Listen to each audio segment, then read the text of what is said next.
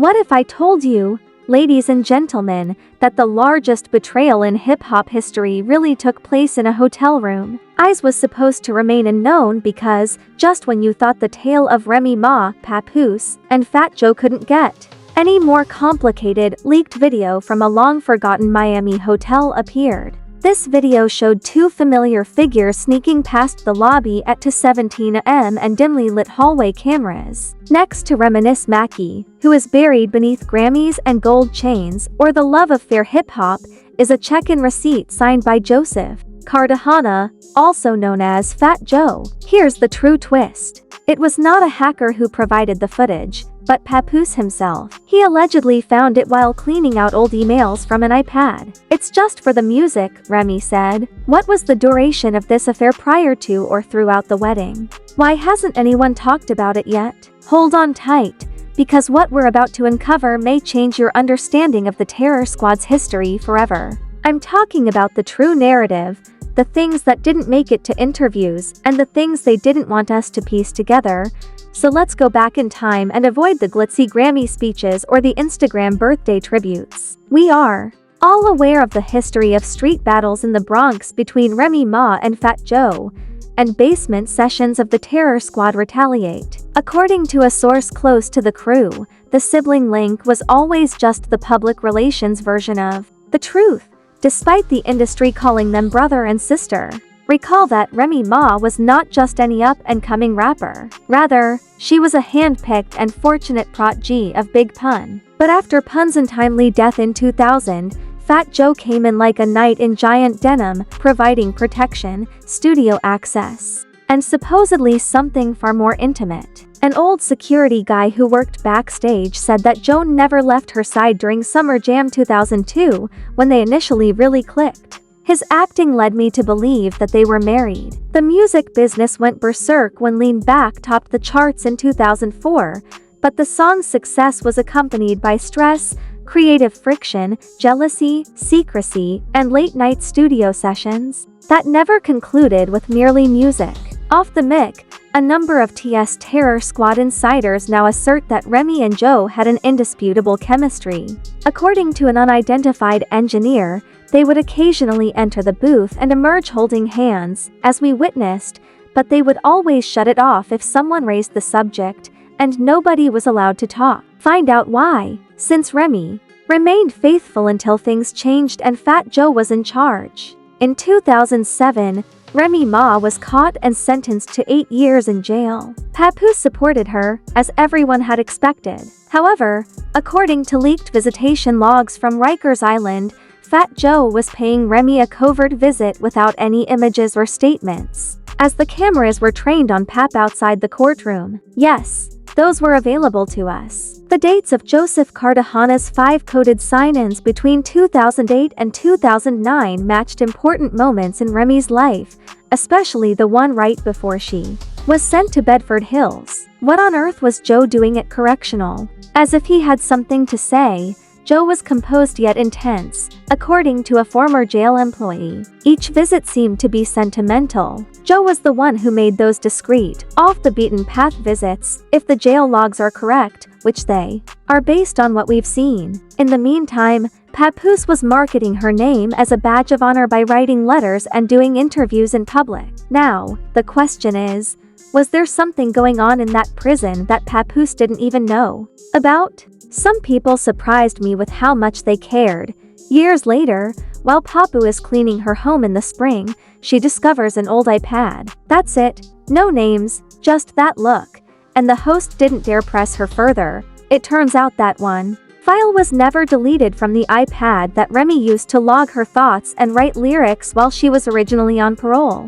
According to an anonymous tech expert who examined the metadata, the video was captured from a hotel hallway camera and shows Fat Joe entering first, followed by Remy Ma a few seconds later, without any stylists, makeup artists, or entourage. The file name is 7th Floor Miami, the timestamp is April 3, 2011, and the location is the Fontainebleau Hotel in Miami Beach. The leak claims that they didn't come back till the next morning. According to the individual close to Papoose, he was clearly upset after seeing the file, but he hasn't yet confronted Remy. Rather, he contacted a person he thought could give him reliable information. Because, trust me, this rabbit hole is only beginning, and what we're going to discover could totally blow your assumptions about Remy Ma and Fat Joe to pieces. We'll reveal their identities in the next section. Did he blow up? The suite behind Fat Joe is more than just betrayal and heartache veiled in silence. No,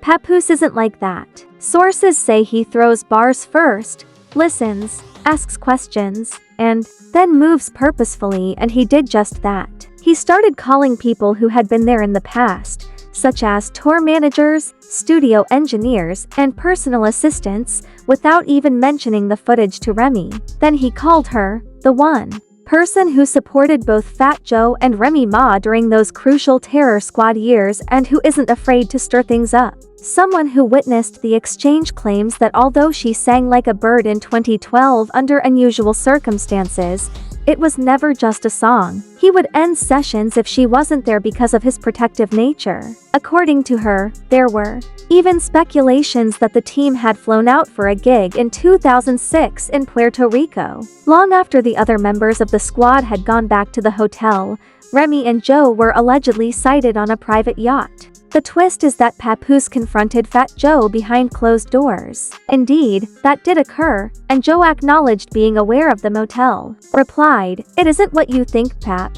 But you don't want to go down that road, excuse me, but it would be equivalent to saying, yeah, I buried the body, but trust me, he had it coming. What exactly does it mean?" According to insiders, Papoose goes into full detective mode and looks through burner accounts, old emails, and previous direct conversations. An email from 2011 that was sent to a private Gmail account used by Remy's alias at the time is what he finds unsettling. "We can't keep playing like this didn't happen," it says. "Jay, you know I'd do anything for you." Not signed. Joe is not when rumors about the Bronx start to get loud. The truth isn't far behind. One underground podcast even published a blind item about a platinum-selling NYC rapper whose loyalty was put to the test by a queen with too many kings. I wonder who that could be, and fans, well, they didn't keep quiet once rumors about the footage surfaced on Twitter due to a since-deleted tweet from someone. They signed Fat Joe, just Jay, but guess what? The email header metadata traces back to an IP address in the Bronx that is connected to an office studio leased under Terror Squad Entertainment. Real love stands the test of time. ISO, realist. And Fat Joe not a peep. Not even a cryptic IG live. That's how you know it's serious. Joe never stops talking. Remy claimed to be in the circle, and hashtags like hashtag Joe and Remy and hashtag Pape serves better started trending. Screenshots were posted on Reddit fan forums, and people speculated that Papoose had moved into the guest house for a while to think. Insiders say he didn't, but Remy stayed silent in public, posting studio footage and inspirational sayings like "real love stands the test of time," so realist and Fat Joe, not a peep, not even a cryptic IG live, during a behind-the-scenes segment. In a 2005 interview, Joe leans in and says, "I'll ride for her when the wheels fall off. That's my heart." At the time, it was thought to be just brotherly love, but now that everything is coming to light, that line hits differently and is hurting him more than speaking ever could. According to a source very close to the situation, Papoose called an old journalist friend who covered Ray's court case back in the day and didn't ask for a headline. He questioned the media asking, "Do you think the world is ready for anything that I send you?" The original file found on that iPad was only part 1, so here we are, with the file that shouldn't exist, and its name raises all the red flags. You can imagine room 714 full, the same file that allegedly turned Papoose's heart into stone, with no yelling or screaming, just silence. That's something. It might be the entire footage, not just the hotel hallway clip, but what happened after. It was never supposed to go this far because those 10 words changed everything, because if there was ever any doubt, if there was ever a gray area, that line made it black and white. It wasn't an accident.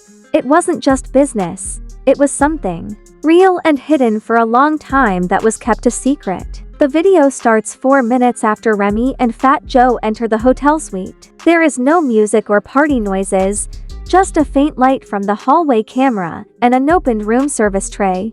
And low but clear voices at first, like tension between two people trying not to make a mistake. Papoose didn't say a word when he allegedly hit pause on the iPad, got up, and left the room, but the world around him had already started to move because no one knew who had leaked the information that Papoose had seen the video. According to reports, Joe's team went into full lockdown mode and issued takedowns, and within a day, hip-hop media started to buzz, radio hosts hinted at it without naming anyone, and bloggers danced around the edges, saying things like, a power couple might be in trouble and a legendary Bronx figure might be at the center. As the dust settled, fans began unearthing old interviews, and one clip from 2005 showed Joe sitting next to Remy, who was staring at her and saying, "I'll ride for you." Meanwhile, Ray's social media changed overnight. The Black Love post stopped. Studio updates, and she deleted her most recent story post, replacing it with the word sorry without any explanation or hashtags. Papoose's last post on his account remains unchanged, with the caption, "Loyalty is only real when it's tested." No tags, no location, and no sign of Remy anywhere on the page. That line feels loaded now that everything has been disclosed, even though it seemed sweet at the time. The crowd chuckled when a drunk Joe said, "If Remy ever left Papoose, she'd come home where she belongs." This podcast episode from nearly a decade ago emerged, and it now feels more like a confession that no one listened to. But it didn't end there. The true twist then came, and a named producer claimed that the full video wasn't on the iPad alone. Papoose had a backup copy, and an unnamed third party sent that copy to another PR company reportedly distanced itself from Fat Joe's impending concert tour, and a representative of a big brand that had been negotiating with Remy for a hair care line reportedly walked out of the arrangement. Teams are conducting online searches, seeking legal advice, and granting general non-disclosure agreements to all parties engaged behind closed doors. However, this is about legacy, not simply business. It is already claimed that a 4-part docuseries, with the working name Remy and Joe, the real story, is being developed using a secret Dropbox link to a renowned documentary house. Remy Ma, who was shaken by legacy, was meant to be the warrior who overcame the system, got back up, and stood tall beside her. Papoose was more than just a rapper. He was an icon of loyalty, the man who married Remy while she was in prison, the man who waited, the man who forgave, and King Fat Joe was the steadfast Bronx general who helped create and repair careers. Their story, which was a fairy tale in a heartbreaking genre, has now been marred by all of that. Papoose reportedly relocated into a new apartment in Midtown and has been seen at open mic nights with just a notebook and no ring or entourage. Joe has not responded, and Remy has not spoken out. But according to insiders, he is preparing a live performance shortly, and if it happens, the numbers will soar. If the video was on an old iPad, the emails date back more than 10 years, or insiders had been whispering about the Puerto Rico yacht night since 2006, then this wasn't a one-time mistake. Rather, it was a long-standing secret with a long list of people who helped keep it quiet. The question now isn't just whether it happened, but also how long everyone has known. More than anything else, the fact that this was a betrayal of all. The women who said, "I want to love," and all the people who supported their values, is what is shattering the hearts of the fans. The question that now haunts everything we've just discovered is, was it ever real? The world has seen enough to know that this isn't even close to the end of the story. Was Black Love a charade? Was Fat Joe more than just a guide all along? Has Remy Ma always been leading a second life? The silence that follows the service of a hotel footage file called Room 714 is never innocent. It's planned, it's protected, and it's dangerous. What happens now to all the artists who looked up to Fat Joe as the model for loyalty and mentorship, and to everyone who thought maybe, just maybe, real ones still exist? Silence, loyalty, and the myth of family protect you, because when the footage leaks, the files are backed up, and the DMs trace back to Terror Squad IPs. It's no longer a rumor, it's a revelation. But the story isn't even close to being finished. And Ray's apology post vanishes, and Papoose sits silently so loudly that the entire internet can hear it. Now, we turn to you. Did Papoose fall for it, or did he know all along and choose to protect Remy's image? If this happens, what else is concealed in the footage they haven't shown yet? Share your theories in the comments section and click subscribe. We have only just started to explore this rabbit hole, so please turn on notifications. Prepare for the next leak, which could happen in a few days.